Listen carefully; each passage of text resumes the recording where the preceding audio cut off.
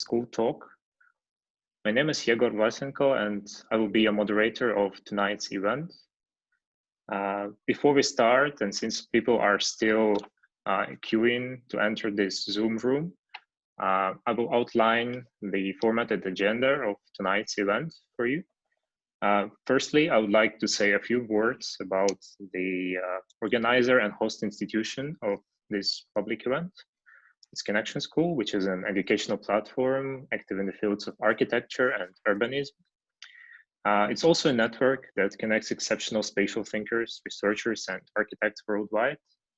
And amidst a global pandemic that we are unfortunately witnessing nowadays, Connection School feels even strongly the responsibility to share the global knowledge, unite and consolidate professionals around the globe.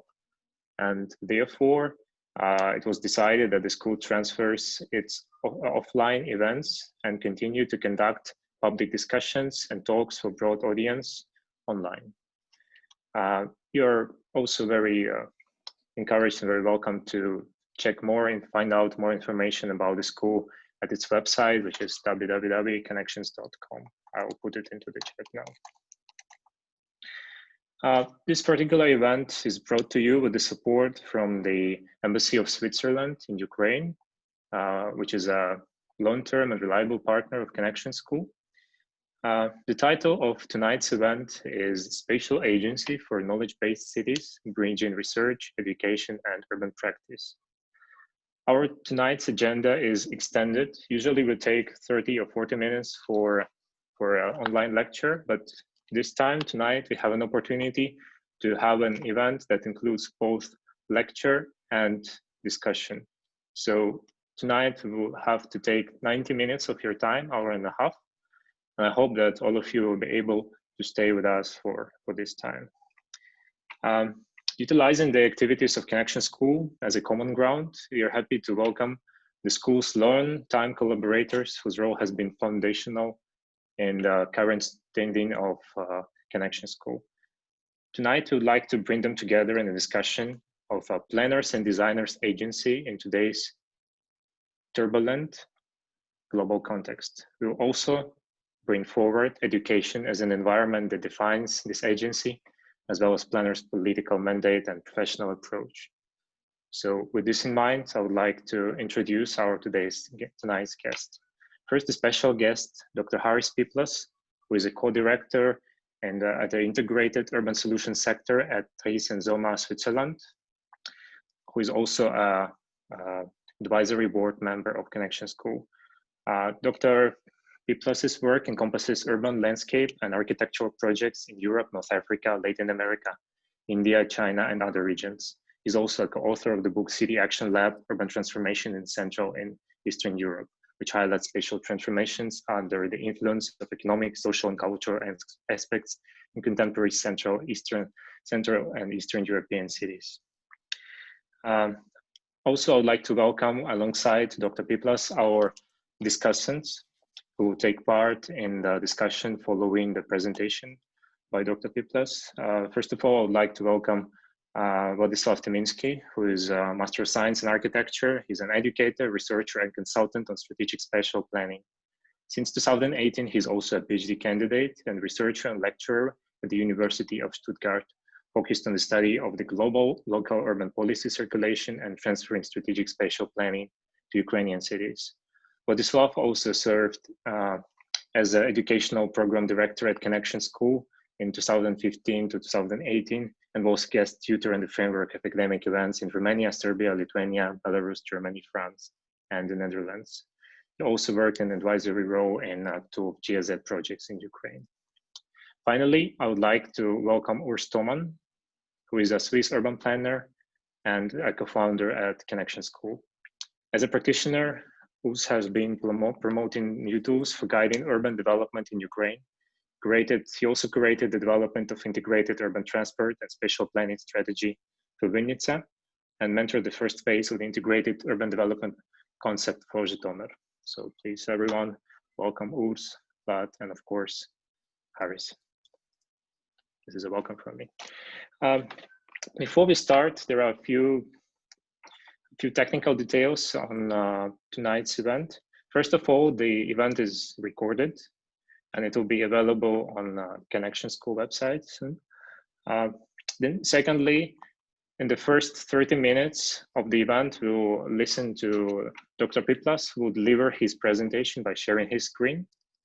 After that, we will proceed to discussion, first featuring our discussants who were introduced before, and then we plan and we aim to open up in the last 20 minutes of the discussion. So we hope that you will stay with us during all this time. And we also encourage you, as soon as we proceed to discussion, to keep your video up so that we also can see who is participating. And also that you unmute, please make sure that when you're asking a question, then you unmute your microphone. We also can collect questions even before we proceed to general Q&A. For that, you can use a chat function on Zoom. So throughout the event, starting from Dr. Harris Piplas' presentation, you're welcome to post any questions that you might have into the chat, and then I will read them out loud in the final Q&A. So these are all the technical details that I wanted to pass. Now I'd like to hand over to Dr. Harris Piplas and his presentation. Hello, everybody. Good evening. Good evening from Zurich, from Switzerland. I hope you can see, you can hear me. It's a pleasure to be back, at least virtually in Kiev. I remember our long-term collaboration and friendship that we share for many years now, in looking also a bit in aspects that we are discussing tonight. So how to bridge really urban research, how to bring it, extract it back to education, and how to basically, as we are practitioners in the end, how to bring it into the ground and how to go beyond just abstract discussion on whatever smart, sustainable, inclusive cities, but how to really make it happen. And I'm happy to show you some of my work, which is, I don't claim it's an absolute truth. It is some of my insights and some of my thesis that I'm happy to share with you from my work and the work of my huge team and a group of colleagues who I had the pleasure to share my path with. And this is also the case tonight, where I see many, just besides obviously Vlad, Urs, Yegor, Nastya, and then the leadership of Connections with Victor, Valentina, and their teams. I'm also very glad to see many of my collaborators, friends tonight, also in the audience. So warm welcome also to, I saw it, probably I missed somebody, but I saw Doris, I saw Konrad, I saw Emel, Gordana, Tiana, Mercer, Andres. So it's very good to be in this familiar round, and I'm happy to discuss with you based on some of these inputs that I'm going to deliver tonight. So what is that? What is this spatial agency? So are we agents in creating some change? And what does it mean in nowadays society, in knowledge, the knowledge-based globalized society? And where is the role and where's the synergy between the so-called East and West? And is there any symbiosis, or could there be a bilateral type of exchange between these regions? So, and obviously, if you look into nowadays, I would say landscapes of this planet, and I used the word crisis many times in the past, and it was sometimes maybe perceived as being dramatic, and we talked many times about resilience, but I think without wanting to be too negative, we do have a certain crisis in our society today. And this is nothing new, and this is, I would say, a certain reality on the planet that hosts more than 50% of its population in cities. And we all know these numbers, right? Consume so and so much energy, create so and so much greenhouse gases, but takes only 2% of land. So cities are definitely, certainly are a part of the problem, but they must be part of the solution, as simple as it sounds. And as you see here, some statements of the Urban Think Tank, a group where I worked many years with, was a question that we posed, and this was also part of the exhibition.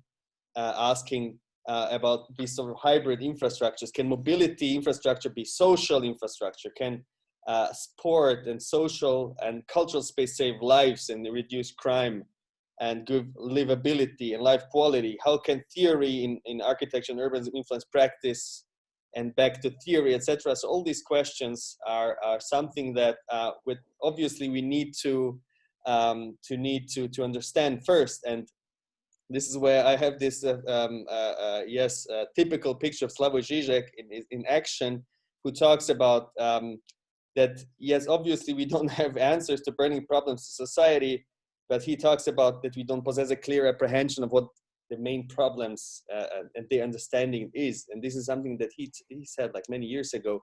But I believe that as urbanists and architects and other professionals dealing with space, we do have to understand the context where we work in.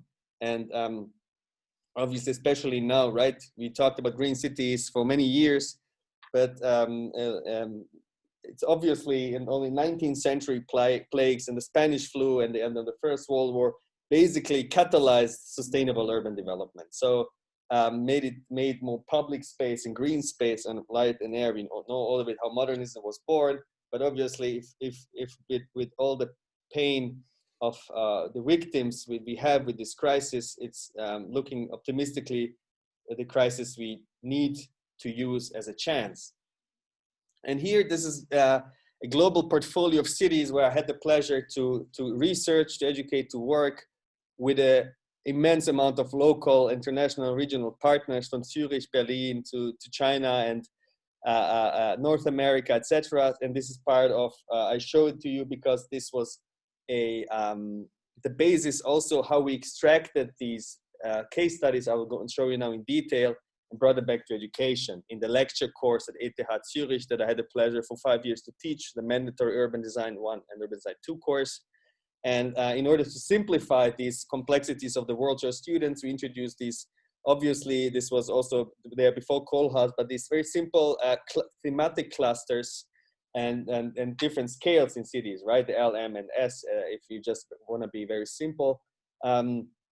But we asked ourselves, what is this sort of city to city learning? How can this happen? But if you talk in a developed world about the undeveloped world, they obviously don't want to be compared. But if you talk, if I may be so banal in dividing this planet according to these unfortunate economic lines, but in the Balkans, you don't want to be compared with Colombia, and you don't want to learn from Medellin, but you want to learn from Amsterdam. And this is the same. I now had a project in Jakarta. It's an incredibly dynamic place, but obviously they want to be compared with Singapore and not some other Asian cities. So this is always this and sort of having clusters in order to understand that cities, even though they have different climatic and social and cultural and other context, the ecology in the city, the informalities in the city, the governance, the policy, and all these aspects are something to be compared. Maybe they're not similar, but understanding the difference is also, as pathetic as it sounds, is very important. And this is here, this incredibly simple structure of macro, medium, and micro scales, and then how we try to kind of multiply, but also simplify these sort of complexities of the world to our students that came from architecture, but also mobility, geography, urban planning, etc. And I'll show you just one of these cities because it's very important for this current vote that it's going on in the US. It's, if I'm not a political analyst, but when we talked about Detroit and all these, showing also to our students all these kind of hipster dramatic images of this derelict and decaying space, it's obviously not understanding geopolitics and the macroeconomics of the deindustrialization of Detroit, of its car-oriented development and sort of this mall-oriented development you see on the bottom right, and this suburban development that happened as a sort of landscape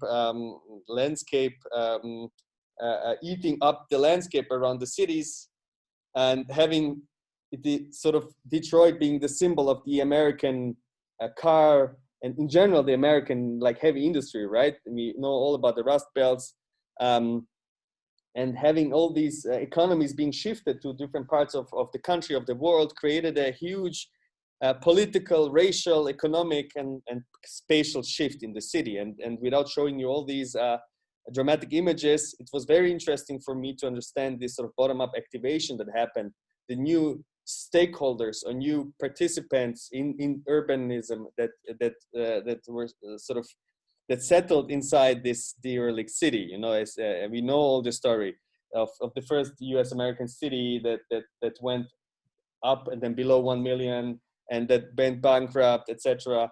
But then this sort of micro activation that happened, and the city government, if I tell you the narrative of Detroit in a few sentences, the city government taking these micro green and social initiatives and then putting a sort of an umbrella in this sort of blue green infrastructure regeneration strategies, they call it, was something interesting, not a perfect solution, but definitely interesting, in order to regenerate and revitalize this city. And we talk also to our students that it's impossible to exactly, here's this blue and green infrastructures strategy with, you see on the right, all these sort of spatial typologies that emerged in this revitalization, regeneration strategy.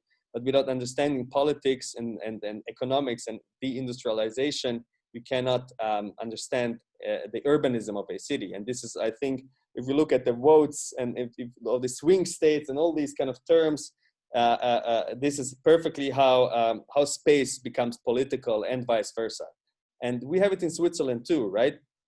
And there is a migration and densification wave that's happening. Switzerland is growing in any dimension. And in this sense, you have these sort of images from satirical magazines from even the 1970s, it's from 75, how Switzerland's gonna look like in 2075. Or you have these collages, these very cheap Photoshop collages of the old town of Zurich, and these sort of probably Hong Kong towers that are being just glued in the background as part of these actually a referendum to revise the spatial planning law. And this was also something interesting, how space can and architecture can become incredibly political, and the opponents of, I'm not arguing who is right, who is wrong, but his opponents of the strategy saw a sort of densification or re-densification of the inner cities or cities or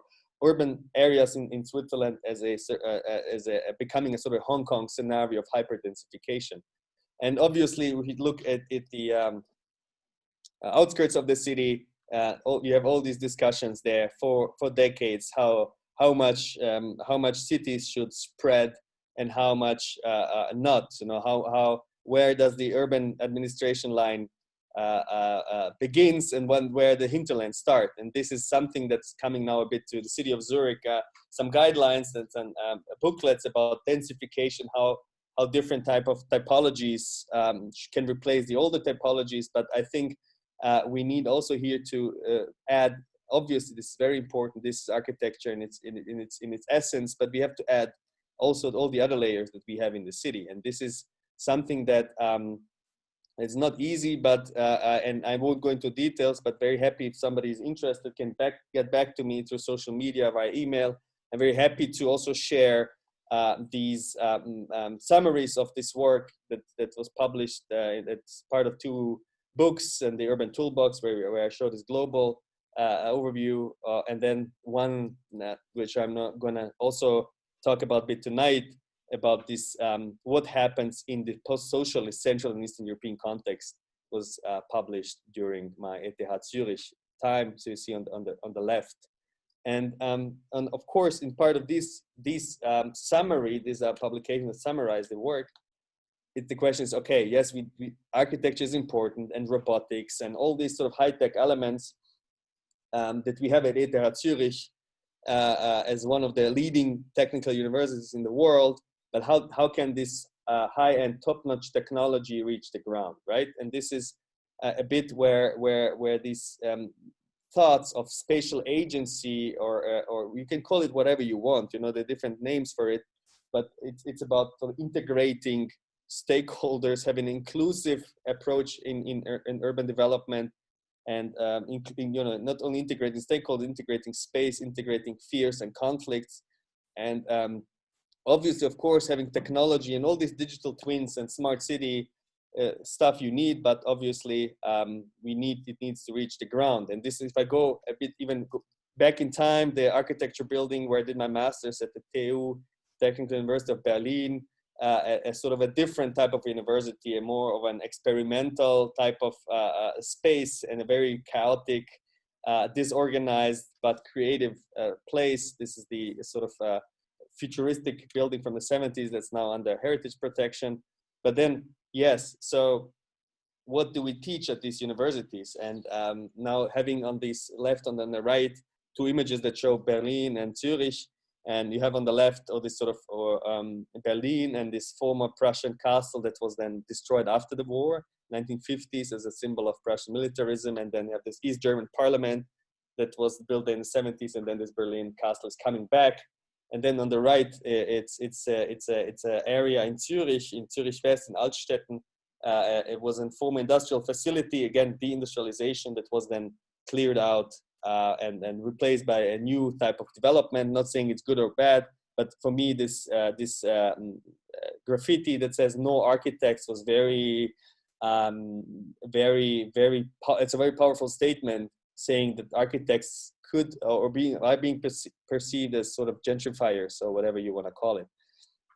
And now coming back to education, so we said, okay, maybe we need to understand these complexities, these layers of stakeholders in this that are present in the city, without being sort of having this kumbaya type of John Lennon, let's change the world. Yes, but obviously having everybody at the same table, all these stakeholders, mayors, real estate developers, city planners, citizen representative, and this is part of a simulation that we did with the students to tell them how this urban development or urban transformation can be basically moderated, and this is something that, okay, that's fine, but this we have to really go out. We have to go out of, and we did, out of these sort of ETH or whatever facilities, and go into the public, right? And all these discussion roundtables, exhibitions that we organize in public space, discussions, very, very intensive, very conflictual, but sort of discussing this in the real world is something that needs always to, we have to imagine if anybody is part of any, how we call it, all these ivory towers, it is our old challenge to get out and go into the city understand the city as a lab, and not understand the humans or whatever as rats. But cities, I believe, have all this human, relational, and any other capital that exists, and they should be part of the solution, right? And if you just go into one of the cities in Central Eastern Europe, Sarajevo, for example, I see here just on the right, somebody from Sarajevo joined us tonight, Srečko. I send my best regards. Is an example that I'm going to show you also in a few minutes. But now I'm showing you a big question that we ask ourselves and ask still every day. So, is this inclusive, human-centered city? Can it be also smart? Can it be also economically? I would say. Can it have a positive economic impact also on people who invest there, by people who live there? And can this be sustainable? And I have to warn you, I don't have the perfect, and I don't have a response to that.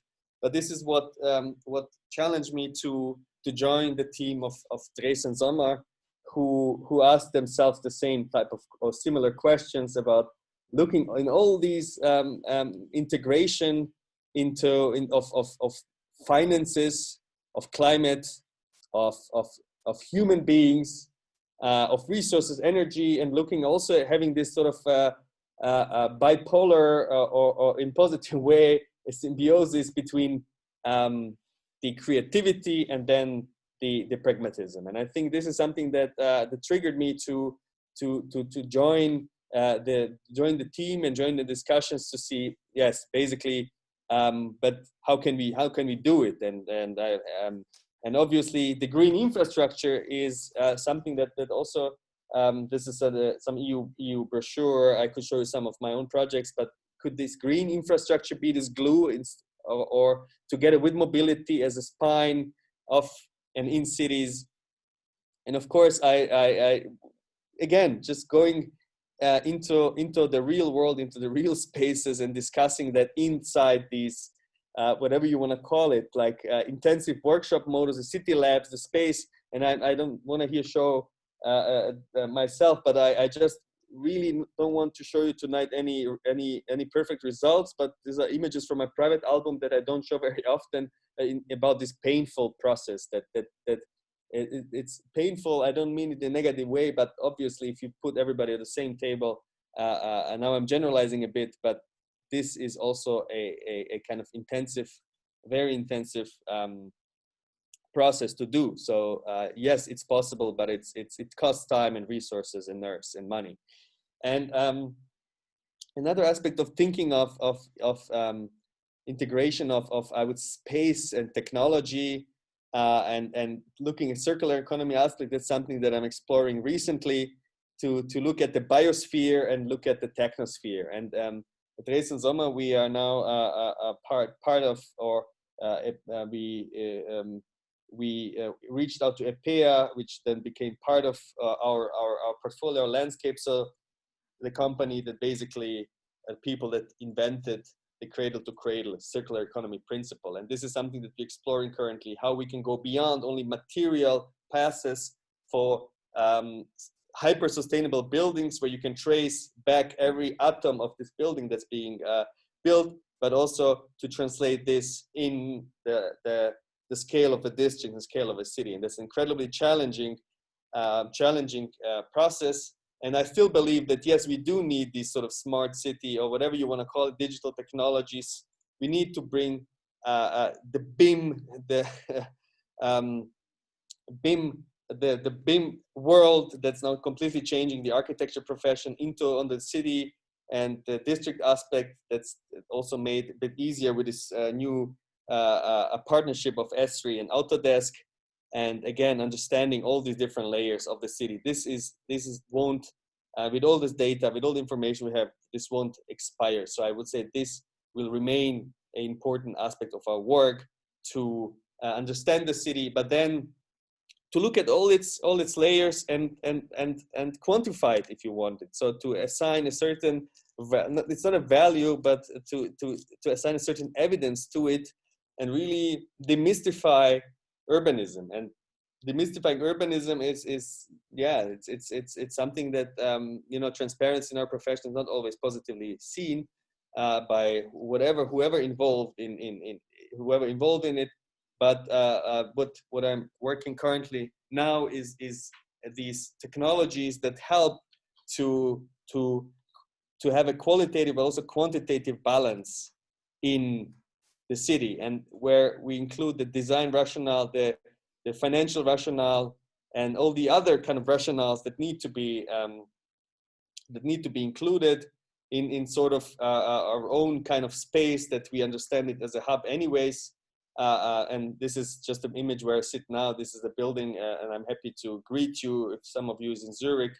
This is the Dresden Sommer headquarters in Zurich. This is a building that we refurbished ourselves, also showing that not only these fancy new buildings can be sustainable and smart, but it's whereas in Europe, the majority of the buildings built stock, the mass, the volumes are from 20th and 19th century. So we have to work with the existing city. And this is the question, what's the modus operandi? And now I'm slowly coming to the last part of my lecture. What is this modus operandi? Who are all these people, the engineers, the project managers, the contractors who deal with the city and with space?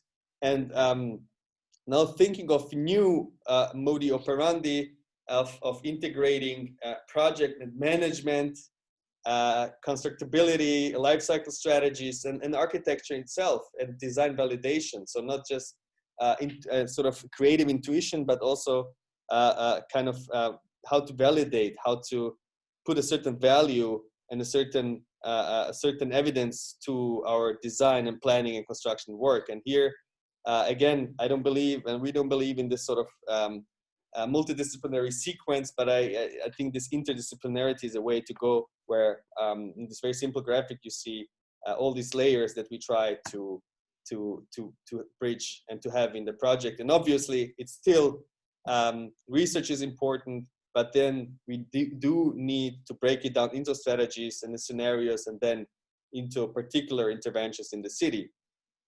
And this is from a summer school at ETH Zurich.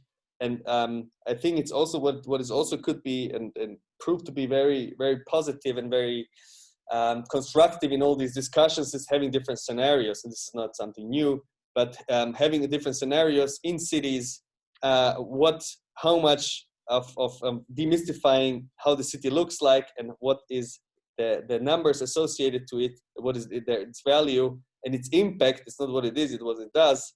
To quote Professor Klumpner from ETH Zurich, is a certain, proved to be a certain good tool to really go beyond just romantic discussions with stakeholders, but also assign definitely solutions to it. And my city where I worked and spent privately and professionally many years is Sarajevo, and this is a city where I would like to go a bit into detail in this last few minutes to show you a bit of a more in-depth case study that was part of education and part of research, but also part of practical activities. And funny enough, you see that this sort of destruction or deurbanization that happened in Detroit because of deindustrialization was compared to Sarajevo's sort of war-induced human-made disaster that happened to the city. And the question here was, when I went there and also lived there for many years, was what can we reactivate in the city, or what can be, how to use the existing human, spatial, and all other economic potentials, rather than just having some Bilbao effect type of spaceships landing there. And of course, it needs to start with the analysis, right? So different layers of a city, understand the open space, the building use, the mobility, reference points, and then overlapping them. And this is something that we did with young professionals and students and colleagues, having these very simple graphics. I mean, media and politicians, they don't understand very complicated BIM and AutoCAD drawings, and they're just not qualified for that. It's not that they are stupid, but having all these sort of layers in a city and assigning very simple challenges and potentials to it helped us at here in the team to create a first type of a digital beta version of a digital urban development platform for the city, which is now in its expansion. And this is where, and this exists in many other iterations around the planet, how this sort of inclusive platform for urban development looks like, and how does it play out this space? How can we use all these tools also to modify and develop these scenarios in situ with the stakeholders? And then obviously this quadruple helix concept is something that is inevitable in working in cities. And again, a lot of discussion, a lot of conflict, a lot of sleepless nights, but again, gathering people for these exhibitions, discussions, and then again showing what is demystifying the fears, right? So it's understanding and really showing in a very easy way what is the role of each of us in the urban development process, and how can we involve, and later all these analog elements became digital models. And again, something from my private album, you need to go out and talk and be, like if you want to be everybody's darling, architecture and urbanism have wrong job for you. So you have to go out and you have to be ready to receive all kind of feedback from any kind of opponents. And this is my message to the students and young professionals tonight here, is it is a politically, economically, and any other socially, you modify human lives, and this is not everybody is happy about it. And this is why I would say talking and reaching out is a way to go. But again, it's just kind of trying to give you some glimpses how understanding the city, of course, the history needs to be understood. All the urban planning and development, historical documents in Sarajevo, all the plans, the drawings, the graphics, historical general urban planning documents, understanding the city's history, right? This sort of war-induced, working with photographers, with Jim Marshall, for example, understanding this sort of urban transformation that happened, how city can happen, and this is I'm coming now to the very end. How can we create a city at the former front line? How can we transform socialist building stock from the socialist period? This is something that's the Historical Museum of Bosnia, but there are such buildings all across Central and Eastern Europe, and how these places can be activated with design as a tool for its activation. And this is an image that some of these projects were also with the support of Switzerland, and of course my now home is my long-term supporter, and I have a pleasure to collaborate with the Swiss Secretariat for Economic Affairs, and the embassies around the world are also an agency where we went together and we showed this at the Venice Biennale, and as an example of how to work at the front line. And this is this is Alejandro Aravena's statement for the 2016 Biennale, and what is how to report from the front. And I believe that you guys at Connections, and I'm very happy to be here since I was young, as you can see on this picture, to be part of your ecosystem, of your landscape. And I think what you do is really indeed combining practice, education, and research. And this is where I look forward to discuss your points also tonight and exchange experience with you and the audience. So with that, I would like to thank everybody and looking forward to our discussion. Thank you, Thank you so much, Haris. This is a fascinating start to our discussion. And I would say that with your presentation, you traced for us so many possible avenues in which our discussion can flow. Before we start, there are several technical things that I should quickly go through. First of all, I believe that you stopped sharing your screen a little bit earlier, so we did not really see the last picture with Alejandro Aravena's project. So if you could just show it for a moment, that would be great. You just close your eyes and imagine it. No, I'm kidding. Here it is. This is basically the Biennale. This was a very interesting, if I may just add a sentence, that the Biennale that asked what for, and this is where also Valentina, Vlad, and all the team, and I remember these times where we organized also a roundtable discussion inside of our pavilion, where Alejandro and the Biennale asked questions about what is really not at the front, but if the architecture should be at the front line of societal challenges, and what should we do with that? And this is where also I remember a very interesting conversation with Connections inside the pavilion. And this is as a very nice metaphor to really argue that architecture and urbanism can really at least contribute a bit, maybe cannot change the world, but I think we are important spatial agents that can create some positive impact to cities. Thank you, Haris. Yeah, so again, on the technical side, I still encourage you to send your questions into the chat or save them until the end of our event when we will open up. Also, several people were writing to me about the sound. So the sound seems to work well. In case it doesn't work for you, you should go and click on the button, on the microphone button on the bottom left of your Zoom screen. There is an arrow there, which will allow you to set up everything. So I hope it will work for you for the remaining part of the event. And after this presentation, we still have generous 45 minutes for discussion. I will take advantage of my moderator role and first start with questions that I prepared, that I selected from this very broad variety, opened up by Haris's presentations, and I will address them to our tonight's discussants, Vladislav Tyminsky, Ustoman, alongside, of course, Haris Piplas.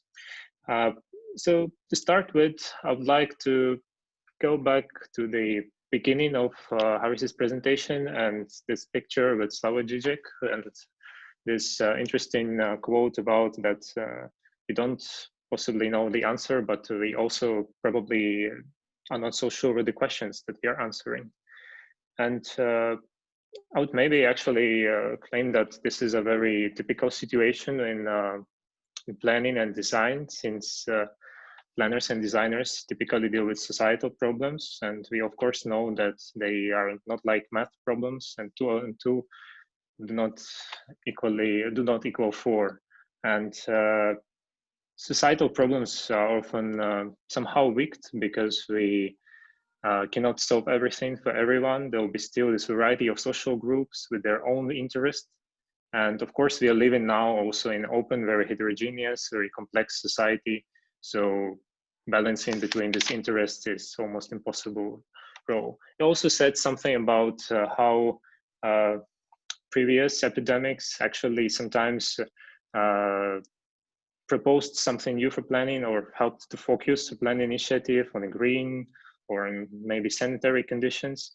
So synthesizing these two questions, my first question is actually, if we provided that there is a problem of defining of what is public good in an open heterogeneous society that we live now, so provided that, do you think that has the current global pandemic crisis that we are living in now resulted in mobilization and maybe even streamlining of planning, research, teaching, and practice?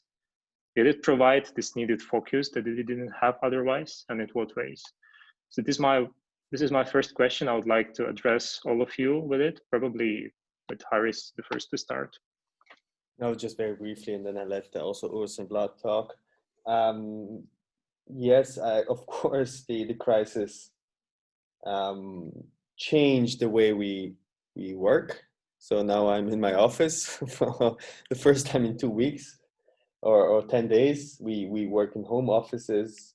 Many people moved to the hinterlands in order to. This was also the I remember the 1950s and 60s suburban developments in the US, where people were hiding from the Soviet atomic attack in their sort of little house somewhere in the outskirts of Detroit or LA.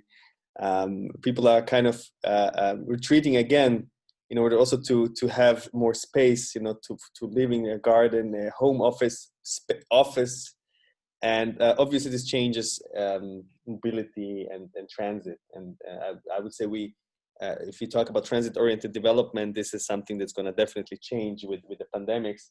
But it changed also obviously the physical and the social distance among people. It changed the way really we live and work. And for now, I think it's too early to say what if architecture and education change. I would never believe that the education of design studios can become so successful with all the digital tools and the murals and the mirrors and however it's called.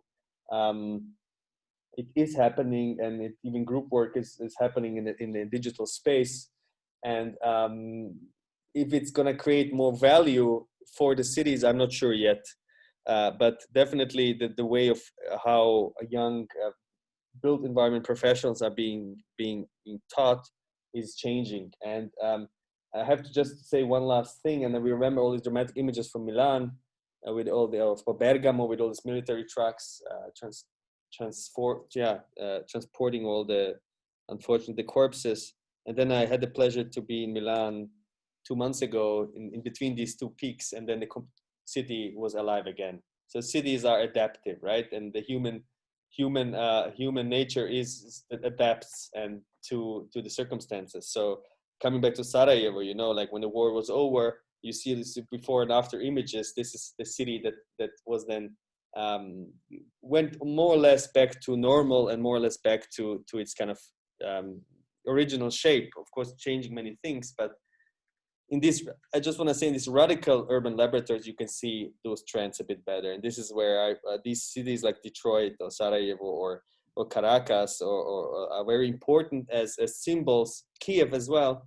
And I'm not now like labeling negative cities or whatever, but cities that they're have a dynamic development. They showed us all the things already in the past. So I think the crisis is going to change, but we will see how. And I believe that architecture also needs to ask itself more questions about what can we contribute in this. Thank you. Vladislav and Urs, any thoughts on that?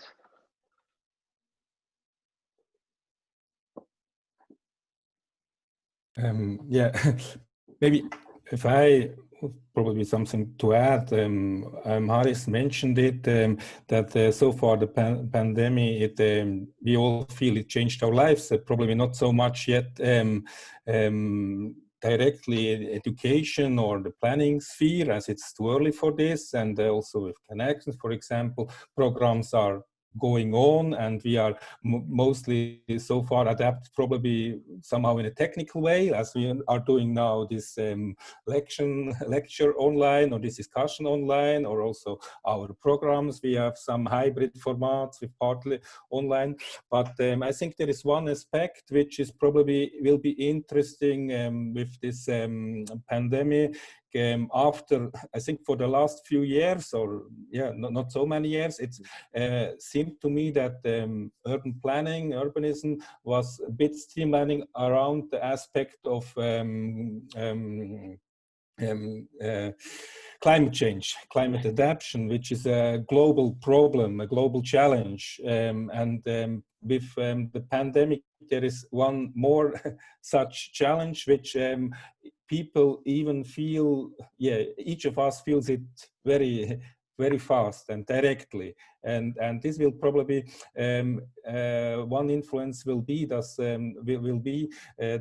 global tackling of global challenges, also in the education, in planning, which will be even more be in the foreground, as we, with connections, we started with our Homes for Tomorrow program, which is around this localizing global challenges aspect. So I think this is one thing. The other thing which is relevant for planners also, I think this pandemic shows us how hard it is for planners now, and people understand when things changing very rapidly, and even perceptions of circumstances change rapidly, and also the various very different, and we see how important this issue of trust is in these times. And this, I think, is one aspect again which is central for planners. If I talk about urban planners,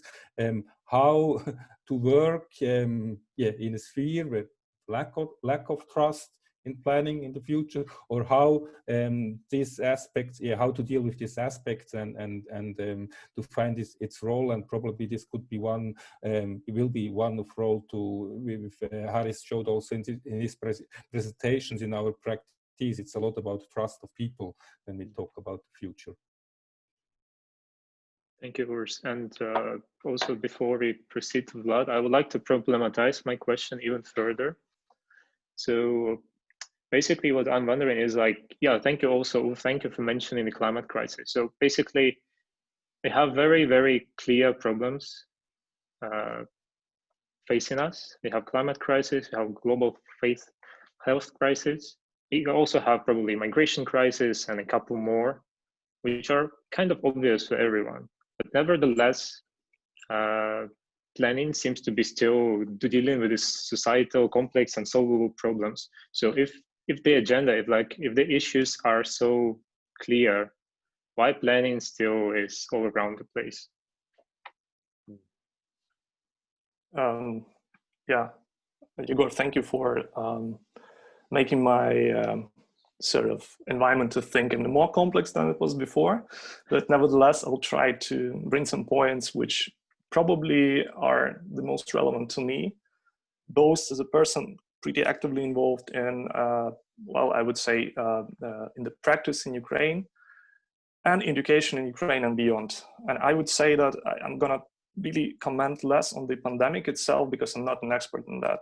But what I see clearly in education, in research agenda, as well as in practice, that first of all, I think it's clear that we were not prepared, basically, as professionals to deal with such challenges, which could suddenly make the world even more uncertain, even more predictable, or less predictable, and brought us to the situation when it's not anymore enough to sort of act with the small steps, trying to adapt, trying to mitigate some of the negative impacts which urbanization has all over the world. I think it showed that probably now it's time to wake up in some sort of sense. And it means very practically that it is probably the time not only to find better solutions among those or like within the toolkit we already have,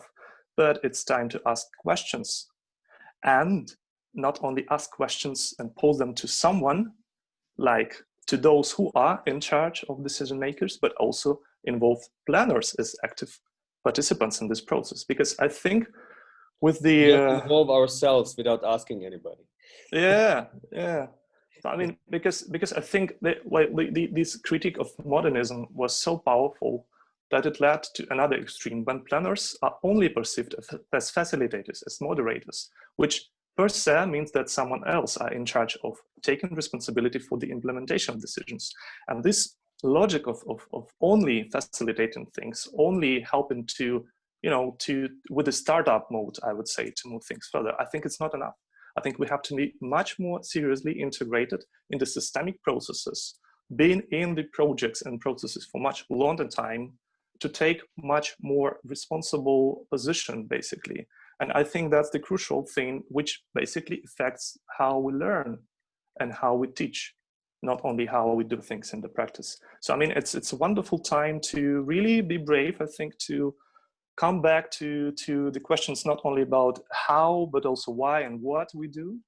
And I think that's the main, let's say, impact of pandemic in my eyes, if we are speaking about urban planning and practice. Thank you, Vlad, for this very important points, especially the one about the role of professional, design professional, planning professional, being just a facilitator of things or something else. I'm also remembering some pictures from Harris's presentation, the no architects graffiti on the wall in Zurich, if I'm not mistaken. And also your closing remarks, Harris, about that. So if you're an architect or designer, you cannot be everyone's darling. It's something that you said, which I think is pretty well formulated. So directing this, all these questions into and transforming them into a question, I would like probably to ask Harris, what you think, like, what kind of political mandate should be given to planning and design professional today? That's a good question. And, it's easy. Many of my architect, urbanist, mobility experts and other friends who went into politics, they said they needed to become politicians in order to become engaged in politically in transforming cities. And I myself, I believe in Germany, and also in English, there's this metaphor, whatever, this statement that you have different hats on. And obviously, as a urbanist or architect, you of course you're in a professional, as a researcher, right? You are as a social science researcher. You are should be observing this urban laboratory from above and just watch and write down methodologically clean way, write down what to observe in the city. You should never become part of your research yourself. You should never become a protagonist. And I think this is the first, I would say, conflict, but this is the extreme challenge what I see as a spatial agency, right? If you're a researcher, why cannot you become also the practitioner? Why not teaching what you preach and what would you do what you preach? So, and without having any direct political mandates, I think nowadays we just have to get engaged in different conversations, in different platforms, in different non-governmental, but also why not governmental kind of expert teams or kind of civil society initiatives. So I've been, and I know about you also in Kiev. You also been part of. You are so many things, and I think without wanting to have an identity crisis, without wanting to confuse people, we have to take all these different roles. And you're right, and I agree with Vlad that we cannot just be moderators and indirect whatever. We are facilitators or curators. It's a beautiful German word. We have Haftung, so it's taking responsibility too. But I think if you have clear statement, and it is already a sort of the word, and it's about also wording. The word consultancy is for me something that is a bit is always this passive sort of sounding, but how passive should we be, or how active should we engage? And I think this really, in my experience, it was really different in all different cases. So I rarely waited that somebody gives me a mandate, or my friends and my collaborators, we went and got engaged, and this was intensive, and it was not always welcome. But I think this is sort of this engagement on different platforms, different fora, different channels, publicly, is a way to initiate discussion, but it also initiate transformation. So again, just diversify yourself, and I think this is gonna have you give you a more of an overview, so you understand these stakeholders, right, better before even like criticizing them. Thank you, Haris, for this really elaborate answer. And I actually have a matching question to Urs and Vladislav, probably. Since you were the first, and we can say founding program directors of Connection School and co-curators of its first educational program in 2015. So I went all the way back into that program, and there was a course book published then, still available on Connection's website. It was called Studio One. And in it, you outlined your kind of vision and manifesto for the school activities. And among different statements featured there was one that featured two questions. First, who are those change makers who could moderate the process of building new types of connections in Ukrainian cities? And the second, what tools and approaches do they need to be able to successfully deal with the complexity of the current challenges? So I'm wondering, like 5 years later, what kind of answers come to your mind when you hear those questions?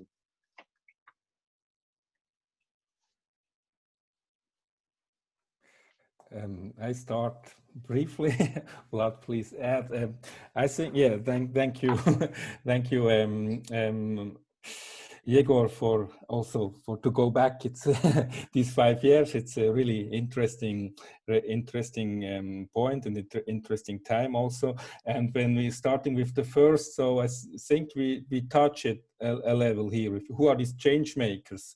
It's interesting to see that if we take that such change makers, among others, are the participants of our programs, which is kind of a postgraduate professional education programs, I would say. It's interesting to see that some of them, and even several of them, I would say, they go also more recently, or try to go the way which also Haris mentioned. So they understand or go more political. So they both on candidates for executive positions or for legislative positions. So we see that this political dimension that we touched in the program somehow with our participants, yeah, they feel that alone with their practitioner work, it seems that they understand that they have the feeling that they can't achieve the change that they would like to achieve. So I think this is one thing. Just as an observation, I would say, which is interesting after 5 years, which is concerning the tools, yeah, that's probably the point, that the tools are missing, that they still, why they go to this political, or try to go to these political positions, because maybe in their practice they are lacking still a lot of tools that would allow them in a more, let's say, traditional role as a planner, to work on this goals which they would like to achieve. So maybe now I would like to hear Vlad to add, especially also about the tools from his perception. Yeah, I know that you expect me to be critical, and I will be, because I think partly I already commented on the first part of the questions we asked ourselves, or all the participants of our first programs, which was about, well, this, I would say, belief that the best word to explain what we expect actually our alumni to do is moderate. I already told, I think, that at the beginning, even though we shaped it using this word, the ambition was a little bit different. And I think the accent on actually leading the changes, making changes happen, was also not least part of the whole, let's say, concept of the school. At the same time, I'm also not happy with the word tools and approaches, because as I also commented at the beginning, I think, especially now, like being in 2020, it's clear that, well, there are so many tools and they are visible. Now it is much easier to get an access to whatever toolkit one might be interested in, to look at best practices all over the world, even to meet someone virtually. Now with the pandemic, I think it's becoming even easier than before, well, whether it's good or bad. And I think, therefore, this back into 2014 shows, 15 shows clearly that it's also time to revise the mission, probably, we outlined at that time, to make another priorities visible, among which, I mean, I think, well, I would say I would be a little bit radical with the argument that planning is inherently political. So we just have to sort of remind ourselves about that. I don't think the way out is to become politicians. I think we have to, as I told, recall that what we do is political. Mm-hmm. And I'm not only speaking about, that we are actively influence the process of resources distribution, including someone's time, someone's money, someone's decisions, and so on and so forth. I also think it's about us telling certain stories about the place we are dealing with.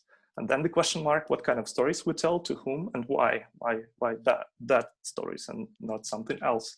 So I think we just have to be self-critical and accept the fact that responsibility we already have is with us through all this time. And now I'm referring to this 5 years since 2015 and up till now. So yeah, as I told, I think it's very good time to be more radical, to be more proactive in a positive and a constructive sense. I'm not saying about being destructive with that. So yeah, I would say I would seriously revise the initially outlined mission connections as well. Wow, thank you, Vlad and Urs, for your answers. It's interesting how the old questions can sometimes backfire at you 5 years later. And also, I see some of Connections alumni in this Zoom chat, so I maybe expect you also to comment on that after we open up. And actually, before we open up, I have just one last set of questions that probably relates more to the second part of Haris's presentation. There were many interesting thoughts mentioned, also regarding how we should not only, as professionals, not only rely on creative intuition, but also on being more like kind of tech-driven or data-driven. Also, this probably concerns best practices. And I actually took the time to go a little bit deeper into the publication that you are the author, one of the authors of. The publication by Urban Think Tank, City Action Lab, about comparative research in Central and Eastern Europe. So one quote out of it I would like to read out loud now. The set of unwritten ideals that set the objective rules of design are inherently Western-centric. However, the album mentioned imbalance that non-Western cities face when attempting to integrate into socio-economic contexts. It is apparent that these best practice examples are not applicable to every site outside of their origin conception. Some of these practices are unable to be translated and are not fit into the potential development approaches in most of Central and Eastern European areas. So related to that, I was just wondering how this transfer of planning knowledge to Eastern Europe goes on now, and what is its impact on the receiving end in terms of planning policy, education, and practice? So I would be very happy to hear your thoughts on that. First from Haris, I guess. You are muted, so please unmute your microphone. Thank you. I just mentioned I'm happy to start, but I also even more happy to hear what Vlad and Urs think and the audience. I remember sitting at the a panel with the vice mayor of Bratislava. I think we were in a panel discussion in Vienna, and without wanting to sound it negative, I remember that it was maybe 7-8 years ago. This was with this first smart city strategies and tools. It was, I think Amsterdam started something in Vienna, and this was all about copy paste, right? So we do what Amsterdam does, and the other cities in Asia do what Singapore does, and the whole kind of first wave of smart cities with all these IBM and Cisco systems that are obviously valuable things, but implementing them into a complete different cultural, even though we are living in a globalized planet, let's face it, right? But implementing them in a very different climatic, cultural, socio-economic context it's difficult. And I believe in these processes, in this long-term work, to understand the processes, to understand the stakeholders, to see where are these differences. And I don't have a perfect response. And also, this is also what Valentina, as he asked in the chat. How do you implement this in Eastern Europe, right? And that's what we didn't know ourselves. But what we did, we brought together the mayors of, now I just was in the UN at the SDG 11 day, where I had a good conversation with the mayor of Chisinau in Moldova, etc. So I think it's about all bringing all these channels and platforms where you have to figure that out. And this is why we brought together the mayors of Zurich and Sarajevo to figure that out. How can we transfer know-how and in both directions, right? If we have in Switzerland, we do have an inclusive, decentralized type of planning, and we do have a certain experience in mediation. And this is something that we try to inject into urban planning, and Urs can tell you stories about that.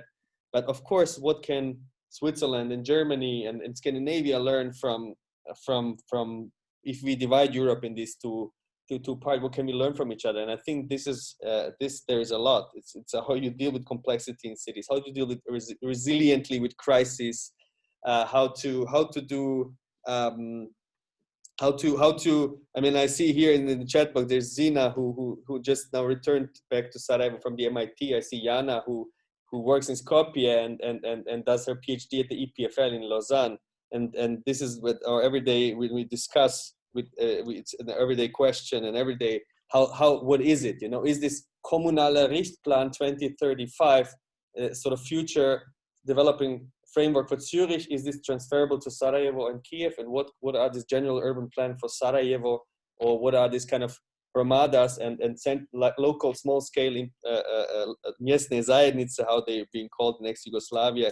Is it connected with Genossenschaften, with sort of this commons concept of Switzerland? And this is something that needs more. It needs more. So we need a separate discussion only on that. And this is incredibly interesting, what we can learn from each other in both directions. There is a lot we don't know yet, but I think we have to explore it more. Thank you, Haris. Also, thank you for addressing also Valentina's questions that was featured in the chat. And I agree with your proposal to open up more or less about this moment, because it's so exciting to hear from everyone.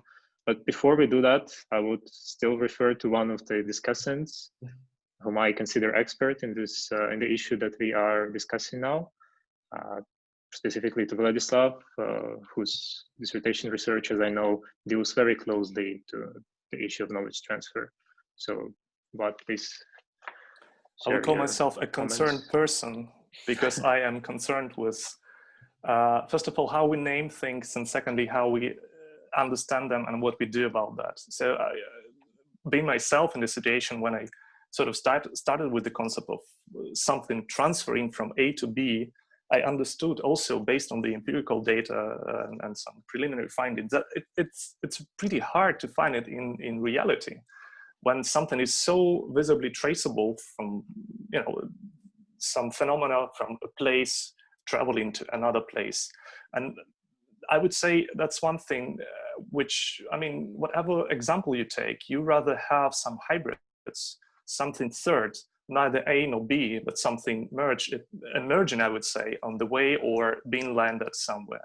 Of course, there are some bits and pieces of the initial concepts, policies, models, which can be recognized in this process, but in the end, you have a pretty complex else in the place if you are looking from the perspective of the place you are really interested in. And then suddenly you see a weird mix of some ideas coming together with experts or some best practices studied to a place combined with some legacy of that place and the culture of how decisions are made, and then some, I would say, ad hoc things which are just popping up because of the window of opportunity appearing somewhere. And all of that, I think, leads to the necessity to really change the vocabulary. So I myself not using anymore this transfer notion, but rather mobility and circulation. And then I think it also means a lot to what actually we are dealing with, speaking about urban and cities. And again, in my eyes, it's not really anymore about cities as systems, but rather network or assemblage, something emerging, something changing. And it's a big, big challenge, I think, for us, also very practical one. So how then we can do anything about that? A very dynamic entity we cannot even describe properly. And again, coming to the impact of pandemic, I think it showed pretty clearly, it's not enough even collect all the possible data and have up-to-date toolkits to be ready to deal with that entity. And I think that's pretty fascinating. So I would really be more sensitive and, well, practically suggest to myself and all the other concerned people to look more clearly and to pay much more attention to the place you're interested in to study, rather than start with universal notions of whatever, sustainability, resilience, or some other things. So I think it helps also you to be much more sensitive, to be much more reflexive in the way, and also ask precise questions, not to really start with the universal categories, to then just justify by sort of landing them somewhere you are looking at. Thank you. This will be the closing statement of the more restricted part of our discussion, and I propose to open up now. For that, those of you who feel comfortable to share their video, please join us with your images, because I believe this will create a sense of live discussion. So to say, we brought up so many interesting issues during the discussion. We talked about whether planners have to be politicians or not, how exactly knowledge transfer, or whatever we call it, because we have to be careful with definitions.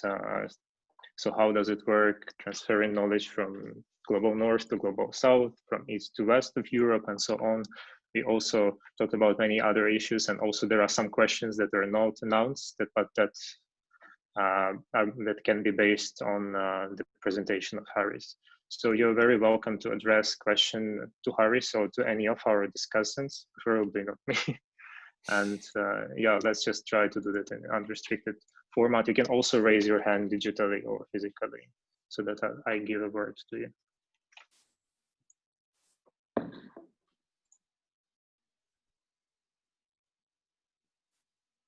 Are there more concerned people in the audience? So the Vlad is not alone. Yes, please.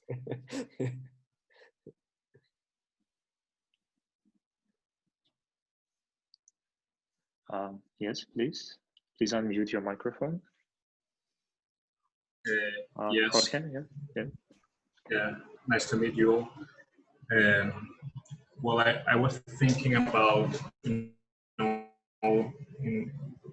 most developed countries, I don't know how much, the force of strong economic actors and the role of corruption, plays a role the development, but this is a huge issue in more developing countries in Latin America and in Africa and other places. And I just was thinking and asking Harris, what do you think could be key elements to protect these more inclusive and balanced and greener cities developments from tilting into money-driven development and being run down by these big economic interests? Yeah, that's yeah, of course, an incredibly challenging question. I think this is kind of what you now pointed out. It's just something that's being inherent to the entire discussion tonight, and I'm keen to believe that those are not opposing sides. Even though when you listen to Saskia Sassen and her kind of very macroeconomic analysis of debt, where private owners, or plot owners, or house owners are put into in Central and Eastern Europe in the post-socialist context, and we hear her analysis, also her, but also the student work from Berlin, from the Berlin Architecture School, about who owns the plots and how much BlackRock and all the other big guys are kind of massively buying up apartments and just using it for speculation. These are incredibly big challenges that we pose in our cities. But I still believe that in these sort of, the monetary interests, and I would say quantifying certain value, if it's a real value of a place and of a product, it should not be a negative thing. And if you look into former Yugoslavia, there was three types of, right, if I not penalize, three types of ownership. This was the societal ownership, so the commons, the private, and then the public, the state. This was a very interesting concept where a certain, not only housing complexes like we have in Switzerland, the so-called Genossenschaften, but also you had a public infrastructure being co-financed or by the entire urban residents of a city. So you have a cultural infrastructure, sport halls, music, where places where first people started to play basketball for the first time or play in a band. They were financed out of these common funds.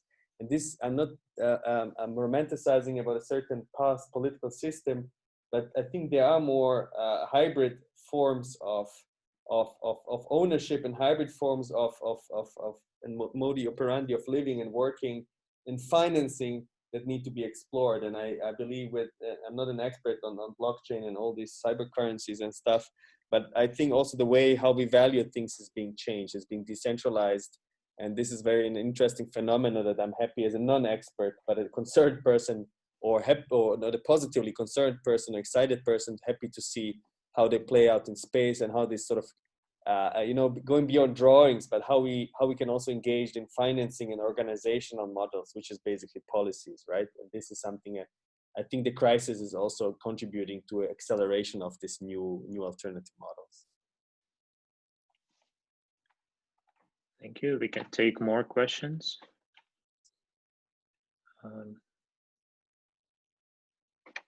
I also saw Alexander Anisimov writing in the chat that the issues that we discussed are close to the issues of general planning in Ukraine.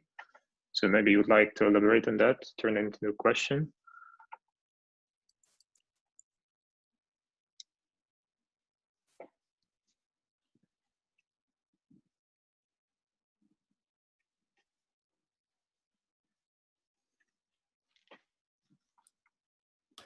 Probably that's related, right, to the, I also read interesting articles on these general urban plans, and I kind of focus on expert opinion rather than a broader spectrum of opinions for general planning, right? I think this is where the question is going, and I hope it's going there because it's a very interesting one. Oh, I see. So there was a technical problems with Alexander connecting. In this case, if you can use the chat function, you can type your question maybe.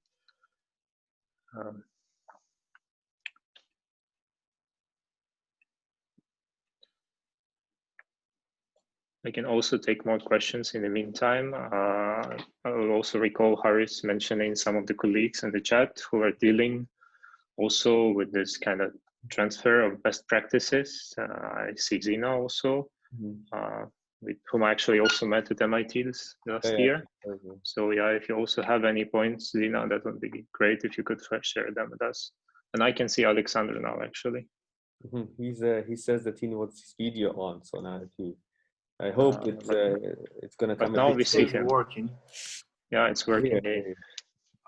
Yeah, maybe just coming from the point of complexity of this policy transfer is that also without institutional understanding of how urban plans really function in the cities with the diverse planning or with the planning with a long history of diverse planning.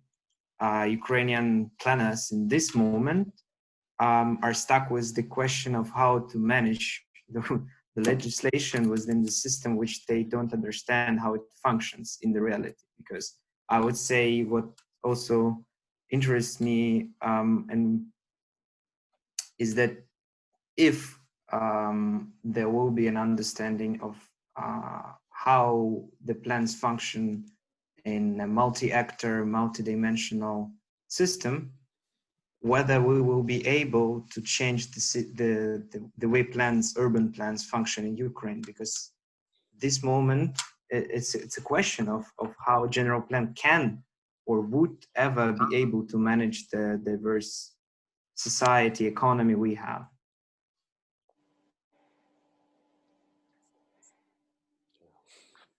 Comments on that from Urs, so Vlad, Haris, of course, as well. Actually, I expect Urs to comment a little bit as a person pretty actively dealing with that part of the job, and then I could add on.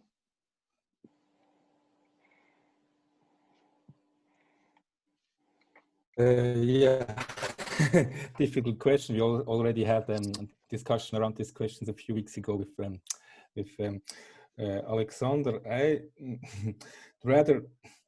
think I'm coming back a bit on this question on shape a bit different the question also in relation to what we heard before concerning the corruption issue, I think. And here I would just like to mention that this similarities between the Western world and the Eastern world so-called, let's say CE. They are sometimes quite interesting, and maybe not for the first view, on the first glance visible. But as an example, I would like to mention, in Switzerland there was a research program. I think UDT was also involved a few years ago about urban qualities. So-called urban qualities, which was dedicated to the transformation of spatial transformations of in the agglomeration out of the core of the core cities, which is somehow, as in Ukraine or in other countries, the areas which are quite fast transforming in spatial way, where now the most growth is going. And one of the interesting findings of this research was that these developments in these areas, they are depoliticized. So discussions are shaped around only about the form or what kind of, so for example, we have all these former factories, for example, also there in the core cities. They are also already redeveloped. There they will still find, and now we are on the mantra of densification at good accessible locations. We have this development, and it's really in this research program showed how these processes there were they politicized, and it was about make nice spaces, good housing, for example, which is too expensive in the core city, and so. And we have in Ukraine a similar situation, but on the other level a bit. When here it was the planners also, it's the planners' role, which was also the politicization Mr.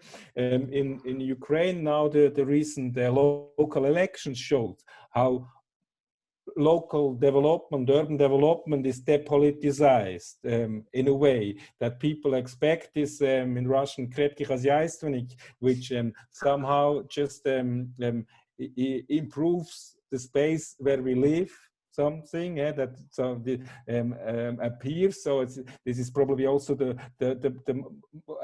most expectations that people have on a general plan, that most of the people, they expect from a general plan that it solves problems, that the metro finally will drive to Troyeshina, and yeah, that we have vibrant public spaces, some, or at least green parks, and so on. And the mayors who deliver at least some part of these elements, they are very popular, no matter how they do it. It's depoliticized. And we also see that with whose help, no, the question is then, how do they, these small achievements are achieved to a certain point. And I think in some kind of evolution of development,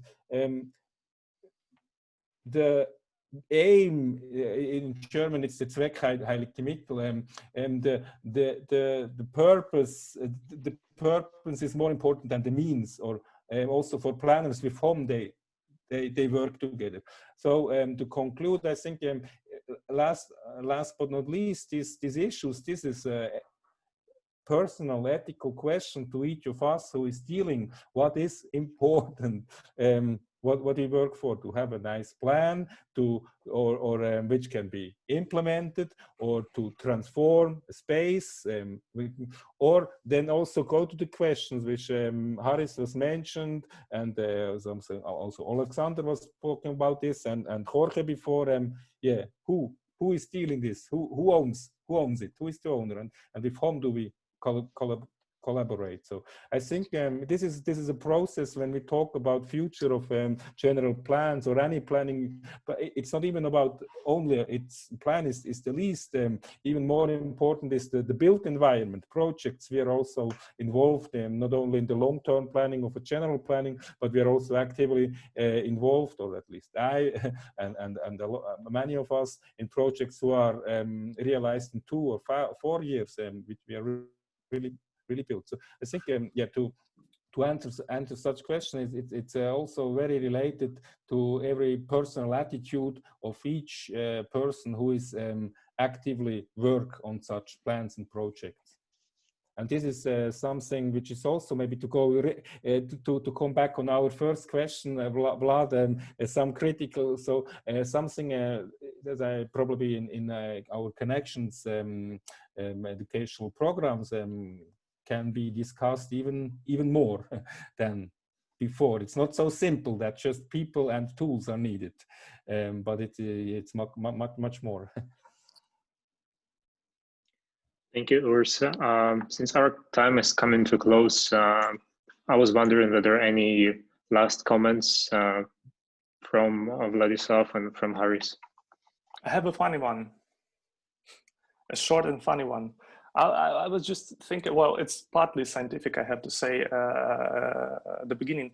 I would say, I'm asking myself why the general plan idea is so powerful and popular in a way, at least in Ukrainian society, and like in different cities, I would say, not only speaking about Kyiv, and why urban strategies are still perceived as, not as so skeptical, I would say. And I have a psychological hypothesis. Well, basically, all the general plans, they are about development. They are all-inclusive wish list, which still appeal many people to believe in. And at the same time, urban strategies are, in their nature, about working within limited resources. And it's about selectivity. And I think these two logics, that's something we have to also be able to deal with, interpreting why it's still easier, in effect, to sort of sell an idea of developing whatever, Vinnytsia, Kyiv, Lviv, than an idea that the city has to be reorganized in order to survive even, probably. So I think it has also this sort of level of how do we understand these documents and the visions behind, because both are about visions. The one which is still based on the idea of development, and another one which signifies the fact that probably the settlement is not developing anymore, but shrinking or even surviving in fact. So I think it's also, yeah, half scientific and a little bit funny idea about general plan and urban strategies, for example. And with a spontaneous reaction, this is maybe a chance of the also to end with what we started with of these challenges like the pandemic and climate change, or also like Haris said, a crisis. So maybe from this point of view, it's also a challenge that we have to be focused more on, to adapt and rather on development. The way so. Thank you, Vlad and Urs. Haris, are there any final comments from you? Very briefly, I just to add and close my statements, and just talking about plans, right? It's about political economic organization of it. It's about growth, and the plan gives a certain security to this sort of vision. And we know nowadays that societies change incredibly fast. Cities are living organisms. Strategies and scenarios are more flexible and more processual instruments and tools for planning, and I very much believe in them. And as we said, right, it's about adaptivity, and it's about inventing or creating new tools. And I think this is where also education, coming back to our first point, education and building capacities of young people, and why not of experienced professionals, and education and know-how transfer between cities in Ukraine, between regions in Europe is very important. And I think what you do here is an incredibly successful platform and forum for that. And I think there's many other topics to be explored and many other things to be done. But again, I think this exchange is a first step. And I really finally believe that education and research and practice has to be taught in one sentence. And I'm looking forward, hopefully, to see you soon in Kiev, personally and physically.